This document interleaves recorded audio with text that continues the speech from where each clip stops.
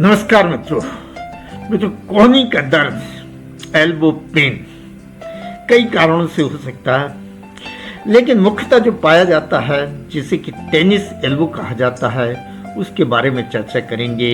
मैं डॉक्टर राम अरोड़ा, उज्जैन से एक आयुर्वेद चिकित्सक, आपको बताएंगे कि ये क्यों दर्द होता है और इसकी क्या आयुर्वेद चिकित्सा है। मित्रों, सबसे पहले आपसे एक अनुरोध कि हमारे इस चैनल पर स्वास्थ्य संबंधित अनेक वीडियोस अपलोडेड हैं। कृपया उनका लाभ लें तथा आपके अपनों को इसका लाभ मिल सके, इसलिए कृपया आप लाइक और सब्सक्राइब करते हुए उन्हें शेयर करें। कोहनी का दर्द से पहले हम देखें कि कोहनी की रचना क्या है एल्बो की। तो ये एल्बो मित्रों हमारे 3 हड्डियों से मिलकर बना है, एक ह्यूमरस, रेडियस और अल्ना।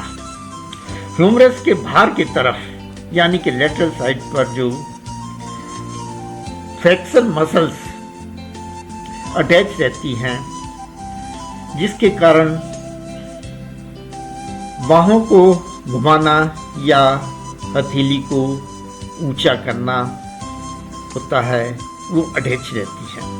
और जिस स्थान पर ये अटैच रहती हैं यानी कि लेटरल एपिकोंडाइल पर, उस जगह से ये दर्द उत्पन्न होता है और प्रायः ये टेनिस के खिलाड़ियों को होता है, लेकिन कोई ज़रूरी नहीं कि टेनिस वालों को ही हो, ये अन्य इसी तरह के कार्य करने वालों को भी हो जाता है। टेनिस एल्बो क्या लक्षण है इसके?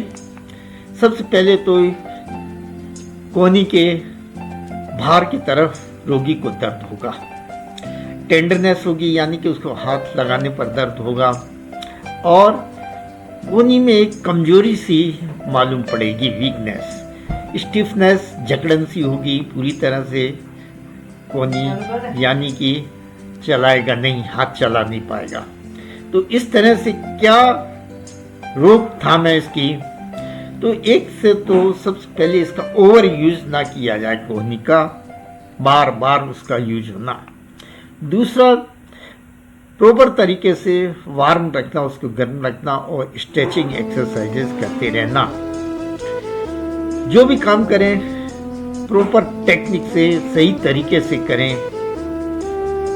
अब टेनिस एल्बो के कारण क्या है? एक तो ऑक्यूपेशनल यानी कि व्यावसायिक कारण, जैसे कि कारपेंटर या बढ़ई कार्य करते हैं तो कोहनी का ज़्यादा उपयोग होता है, घिसते हैं, पेंटिंग करना और खेल, टेनिस आदि के कारण। बढ़ती हुई उम्र में भी मुख्यतः ये 30 से 50 साल में कोहनी में कई बार दर्द होने लगता है। इसकी कैसे निदान करेंगे कि ये टेनिस एल्बो है? तो एक तो कोहनी के बाहर की तरफ यानी कि लेटरल साइड पर दर्द होगा, और विशेष मूवमेंट्स करने पर, गति करने पर, जैसे कि निचली बाहों को घुमाना या रिस्ट को ऊपर की तरफ उठाने में रोगी को दर्द होगा। इसके अलावा MRI, एक्सरे इत्यादि कराया जा सकता है, जिससे कि और दूसरी कंडीशंस का पता चले कि आर्थराइटिस या टेंडन इत्यादि तो नहीं फट गया। आयुर्वेद का क्या मैनेजमेंट है इसका? बहुत सी दवाइयाँ जिन्हें कि आप सामान्यतः घर पर भी उपयोग कर सकते हैं। निरगुंडी के पत्तों का काढ़ा भी पिया जा सकता है, इसके पत्तों को उबाल कर इसकी सिकाई करें। गुग्गुल, इसकी कई औषधियाँ भी बाजार में आती हैं। हड़जोड़, इसका सोरेस और इसका लेप भी लगा सकते हैं, सोरेस पी सकते हैं इसको। अर्जुन हड्डियों को मजबूत करता है, दर्दों को दूर करता है। हल्दी को सामान्यतः दूध में इस्तेमाल करें।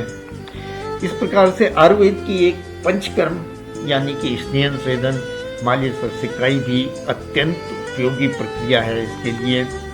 और आयुर्वेद की औषधियाँ जैसे रस, भस्म, आसवरिष्ठ, गुग्गुल चूर्ण आदि आप अपने चिकित्सक से परामर्श के द्वारा ले सकते हैं।